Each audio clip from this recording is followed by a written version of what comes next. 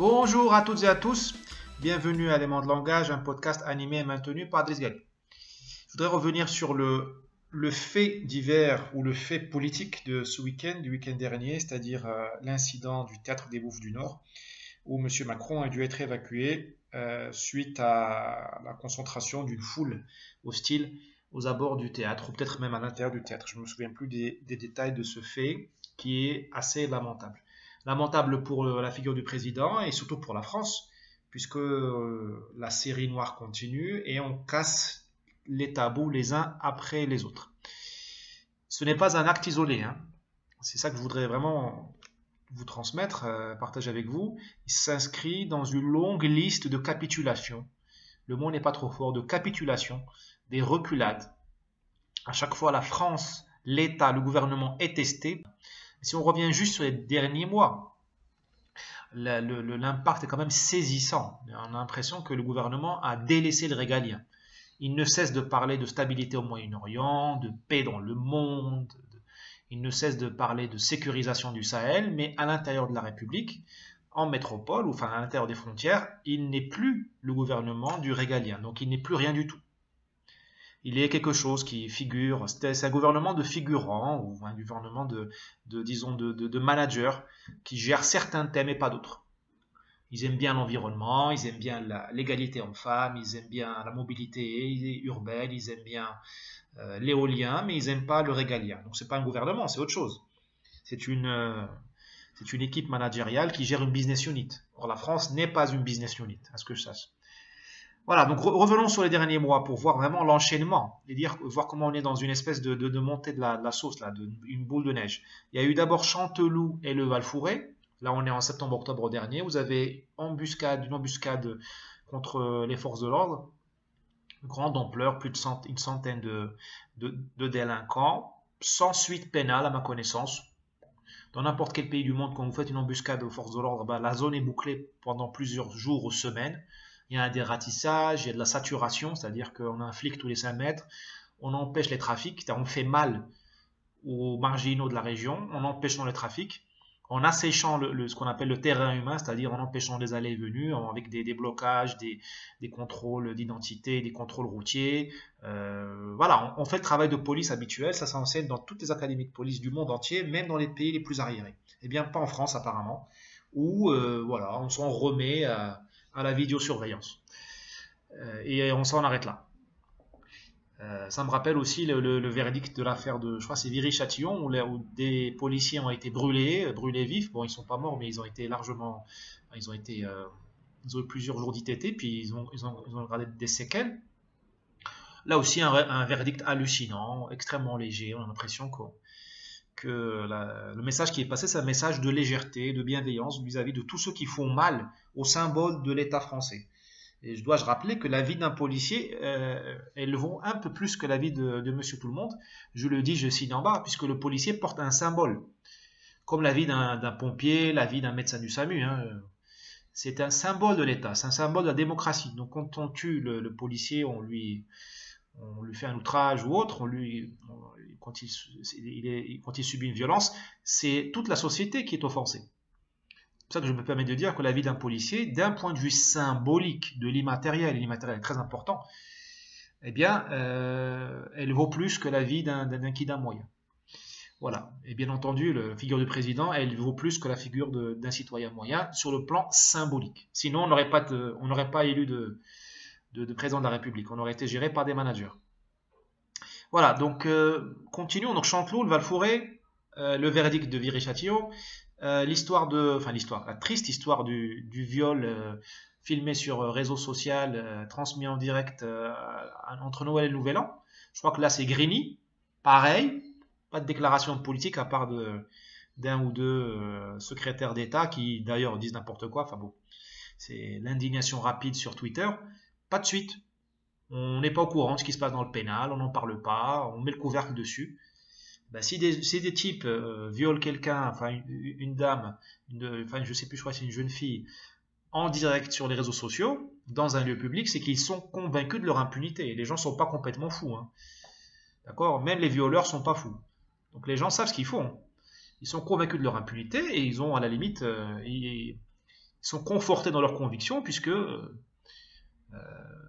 ils sont certainement dans la rue. Je ne suis pas sûr de ce que je dis là, mais comme ce sont des mineurs, ils sont certainement déjà de retour dans la rue. De toute façon, les peines sont extrêmement légères. Et même pour les terroristes, nous avons droit maintenant à des réductions de peine. Verdict de Toulouse récemment. On continue dans le délire. Vous avez le cas du rappeur, là, je ne citerai pas son nom pour pas lui faire plaisir, du rappeur qui a appelé à niquer la France et à déshonorer les femmes françaises. Pareil, je crois qu'il a eu non-lieu, je sais pas quoi, et puis une autre fois il a dû payer 5000 euros, enfin bon. Voilà. Donc tout ça c'est lié, ça se passe selon un rythme chronologique, mais surtout les événements se tiennent les uns par les autres, ils se tiennent par la main. D'accord? C'est une sédimentation. On sédimente dans l'opinion publique une impression d'impunité, d'impuissance, de laisser faire, laisser aller, d'un culte de l'irrévérence, même la plus stupide et la plus criminelle, dont on appelle à niquer la France, c'est criminel, à mon avis, ou à déshonorer, pour pas dire autre chose, la femme française, c'est extrêmement criminel. Enfin, si ça c'est pas criminel, ben écoutez, on refait le Larousse, hein, on refait le dictionnaire. Donc on sédimente. On sédimente cette impression-là d'impuissance de la société face à tous ceux qui lui crachent dessus ou qui lui donnent des coups de canif. Par exemple, coup de canif, Villeurbanne, le jeune Timothée, je crois. Pareil, on n'en parle pas. On ne connaît pas les suites. Préfecture de Paris, grand délire. Pas de sanctions dans le milieu policier, à ma connaissance, alors que il y a eu au moins des problèmes. Au moins, il y a eu des soucis administratifs parce qu'on n'a pas remonté la radicalisation du bonhomme. Enfin bon, au moins, il y a eu ça. Hein. Pour pas dire autre chose. Enfin, je connais pas le dossier en détail, on n'a pas droit, on n'a pas accès à l'enquête. Mais là aussi, pas de suite. Bon, le type est mort et puis voilà, on remet le couvercle. Pas de traitement politique, on fait pas de débat, on sait pas ce qui se passe. Même la police est infiltrée quand même. Voilà, préfecture de police, c'est pas rien quoi. Hein. C'est pas, enfin bon, c'est pas la RATP la police de Paris. Hein. Surtout la direction du renseignement. Pareil, on remet le couvercle dessus puis on passe à autre chose. Pas de traitement politique. Les leaders, les gouvernements, les grands intellectuels ne reviennent pas sur le sujet pour dire qu'est-ce qu'on peut faire pour que ça ne se reproduise pas. On nous parle de déradicalisation et puis dans la même phrase on nous dit attention à l'extrême droite. Je ne vois pas le lien entre islam et extrême droite, mais bon, si le gouvernement le voit, c'est qu'il existe.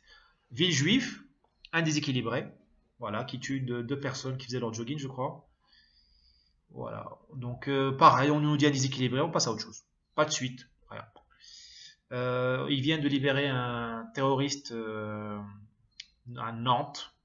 Alors j'aime bien moi les mots, les journaleux là.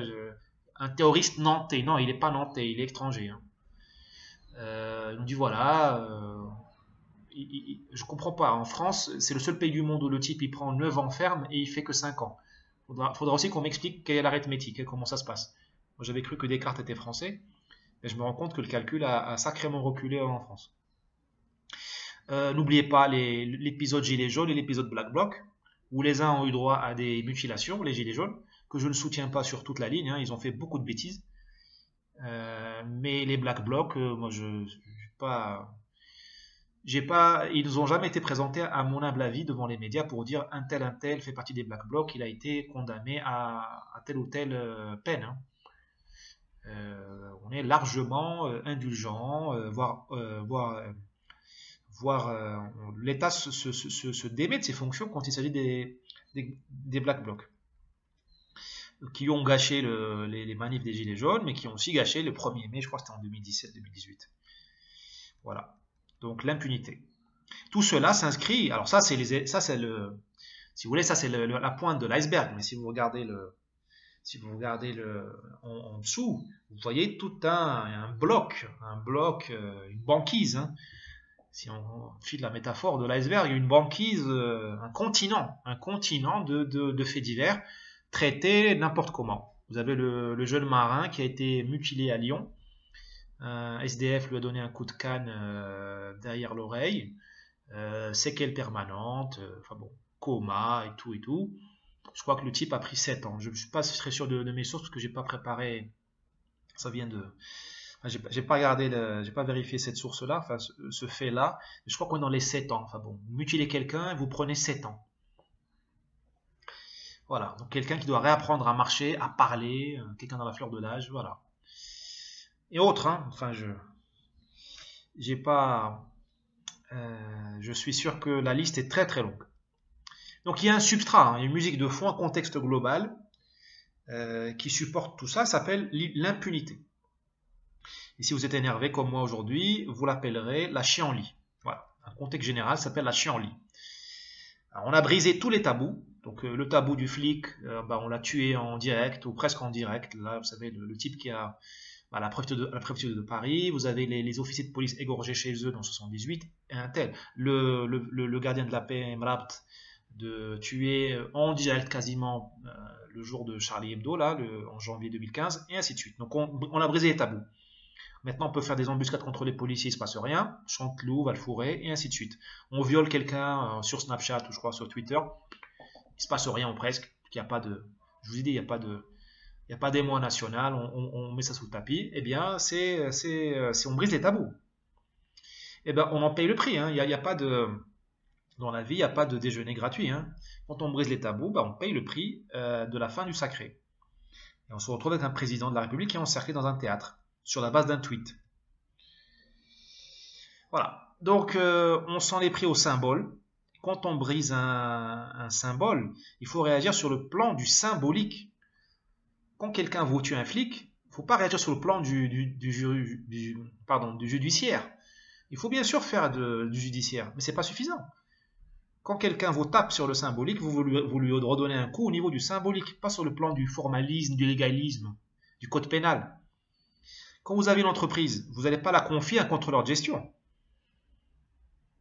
Parce que le contrôleur de gestion, il va savoir vous parler des notes de frais. Il va se préoccuper de l'évolution du prix du diesel ou de vos prix de vos billets d'avion ou SNCF.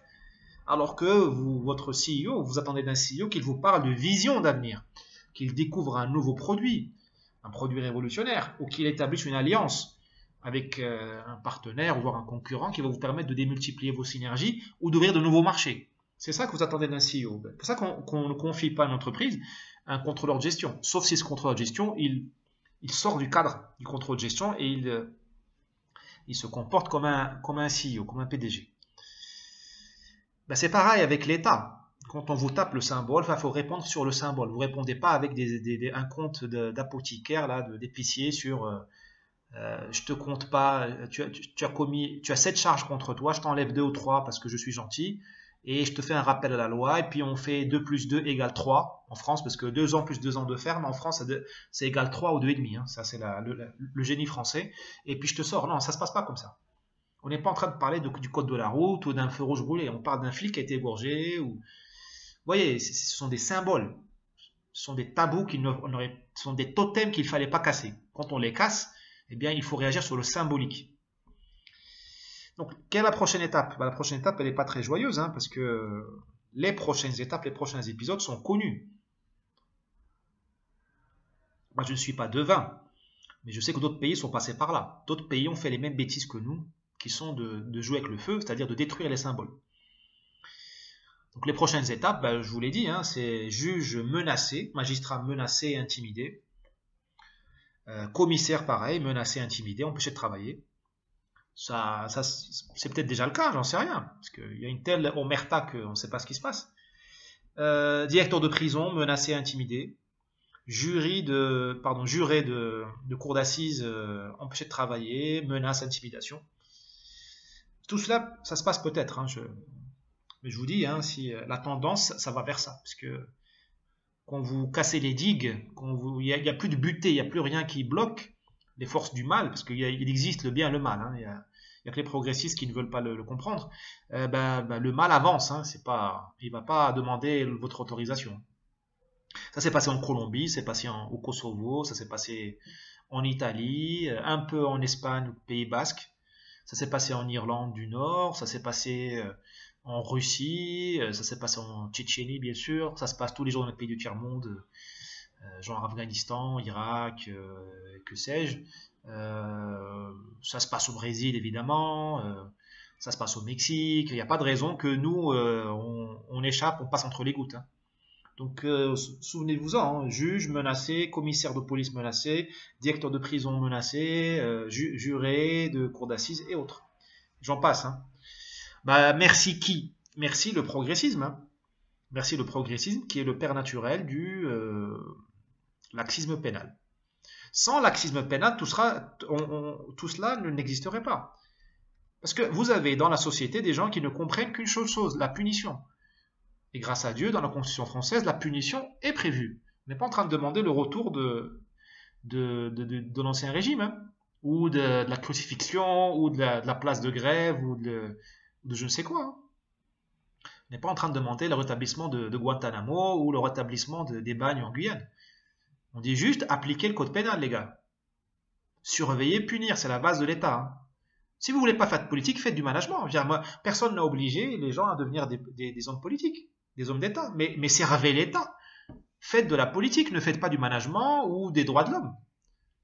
L'État français n'est pas une ONG. Je veux dire, le ministère de l'Intérieur, c'est pas une ONG, comme le ministère de la Justice. C'est pas une ONG. Et c'est pas une business unit. Si vous êtes trompé de casting, bah, il y a toujours moyen de vous reconvertir. Il n'y a pas d'âge pour recommencer à zéro. Dire, tout va bien. Hein. Allez-y les gars, on compte sur vous. Vous êtes tout à fait capable de vous recycler dans une grande entreprise ou dans une grande ONG. Donc, tout cela, je dis, ça sent pas très bon parce que nous sommes intoxiqués par le progressisme. Ce progressisme est devenu un venin qui s'attaque à la civilisation, c'est-à-dire que nous avons de plus cher. Qu'est-ce que la civilisation? C'est le contrôle de la violence. Alors, le contrôle de la violence par quoi? Par la courtoisie, par l'inhibition de l'impulsivité, par le respect des lois, aussi par la séparation des violents et des non-violents. Pourquoi il y a la prison? Parce qu'on sépare les violents des non-violents, c'est juste ça, hein. Pas aller loin. Hein.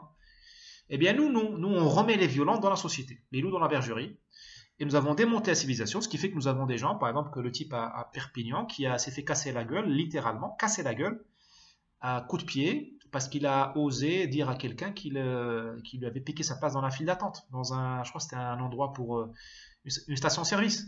Le type, il lui a presque arraché l'œil à coup de pied, il faut vous imaginer la scène. Hein. Plancher orbital cassé et l'œil est pendé. Enfin, imaginez la scène. On est en France, en 2020. D'accord? Et bien entendu, le type n'a pas été arrêté, puisque vous imaginez la scène. Enfin, vous êtes témoin de ça, vous ne pensez pas prendre la plaque d'immatriculation ni prendre des photos. Enfin, c'est la fin de la civilisation. La fin de la civilisation grâce ou à cause du progressisme. Donc, quand je vous dis la barbarie, ce vers le quoi on se dirige, la barbarie naît de la civilisation. Quand la civilisation est dévoyée, par exemple par les progressistes, à Rome c'était dévoyé par la corruption du Sénat et autres, et bien quand la civilisation est dévoyée, ça donne la barbarie. À force de naïveté, de soumission face aux marginaux, aux violents, eh bien on crée et on suscite la barbarie. Moi je le dis, je le répète, l'ensauvagement français est largement artificiel. Il est créé. Il est voulu à la limite, il est voulu. Le problème, c'est qu'à un moment donné, il y a un seuil. Quand on a cassé trop de tabous, quand on n'a plus peur du flic, qu'on n'a plus peur de violer quelqu'un. Enfin, le type qui viole quelqu'un, qui le met sur Snapchat, ça veut dire que ce type, il n'a plus honte. Il s'en fout de sa réputation.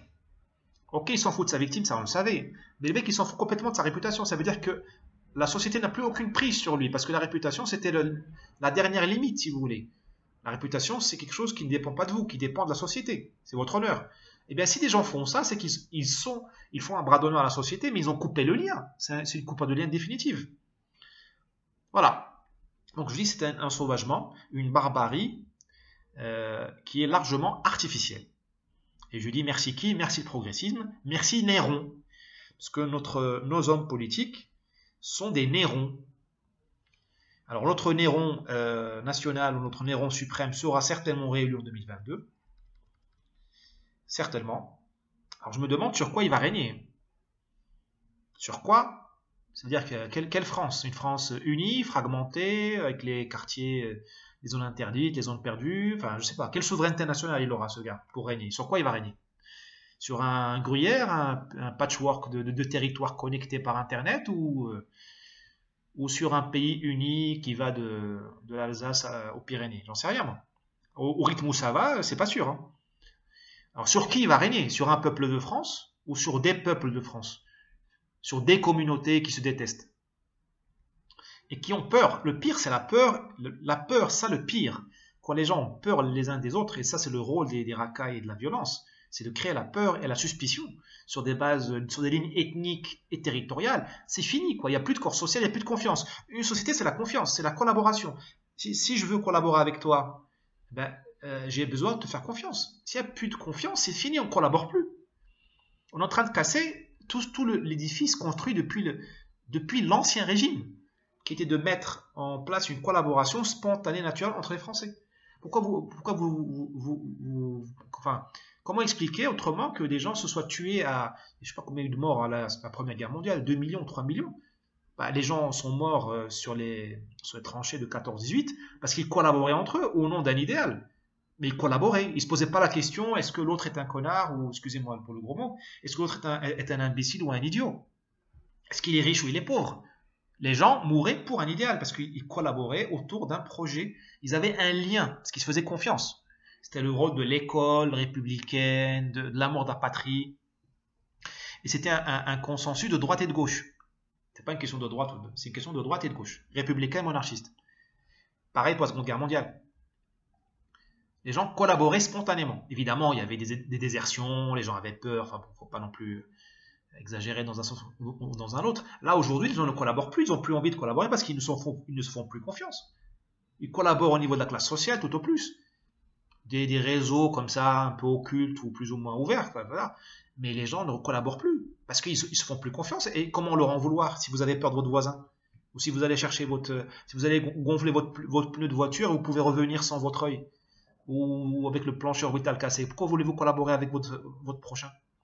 C'est normal que les gens se sentent plus proches d'un type à la City qui vit à la City ou d'un trader de Londres ou d'un, je sais pas moi, d'un ingénieur de la Silicon Valley que de leurs voisins de palier ou que de leurs concitoyens. C'est normal.